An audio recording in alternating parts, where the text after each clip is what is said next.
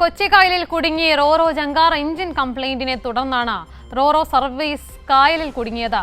Port കൊച്ചിയിലേക്കുള്ള സർവീസിനിടെയായിരുന്നു സംഭവം. വിവരങ്ങളുമായി അമൽനാഥ് പാടിച്ചാൽ കൂടിച്ചിരുന്നു. അമൽ, എപ്പോഴായിരുന്നു സംഭവം നടക്കുന്നത്? നിലവിൽ എങ്ങനെയാണ് സാഹചര്യം തുടരുന്നത്? രക്ഷാപ്രവർത്തനം അടക്കം എങ്ങനെയാണ് പുരോഗമിക്കുന്നത്? ആളുകൾ ഉണ്ടായിരുന്ന ആർക്കെങ്കിലും അപകടം എന്തെങ്കിലും സംഭവിച്ചിട്ടുണ്ടോ?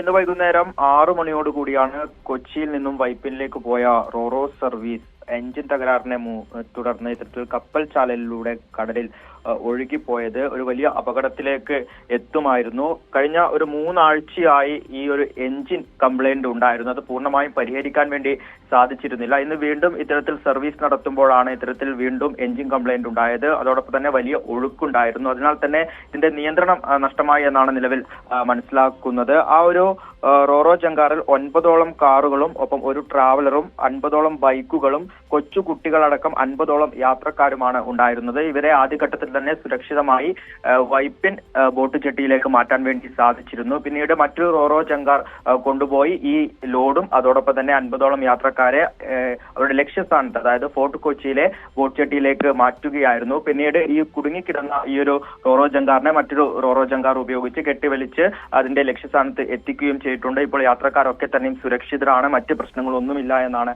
മനസ്സിലാക്കുന്നത്. വലിയൊരു ദുരന്തത്തിലേക്ക് വഴിമാറുകയായിരുന്നു. പക്ഷേ കൃത്യസമയത്ത് തന്നെ കോസ്റ്റ് ഗാർഡിന്റെ ഇടപെടൽ ഉണ്ടായിരുന്നു. കോസ്റ്റ് ഗാർഡിന്റെ നേതൃത്വത്തിൽ അവരുടെ ബോട്ടുകളിൽ അവർ കൃത്യസമയത്ത് അപകട സാഹചര്യം മനസ്സിലാക്കി അവിടെ എത്തുകയും കൃത്യമായി ഇടപെടുകയും ചെയ്തതോടുകൂടിയാണ് വലിയ ദുരന്തം ഒഴിവായത്. ഉമ, തീർച്ചയായും അതൊരു വലിയ ദുരന്തമാണ് ഒഴിവായത്. എഞ്ചിൻ തകരാർ ആദ്യമേ ഉണ്ടായിരുന്നിട്ടും അത് ശ്രദ്ധിക്കാതെ വീണ്ടും സർവീസ് നടത്തുകയായിരുന്നു. ഈ ഫോർട്ട് കൊച്ചിയിലേക്കുള്ള സർവീസിനിടെയായിരുന്നു സംഭവം. ആർക്കും പരിക്കുകളൊന്നും തന്നെയില്ല എന്നത് ആശ്വാസകരമായ വാർത്തയാണ്. അമൽനാഥ് പാടിച്ചാലാണ് വിവരങ്ങളുമായി ചേർന്നത്.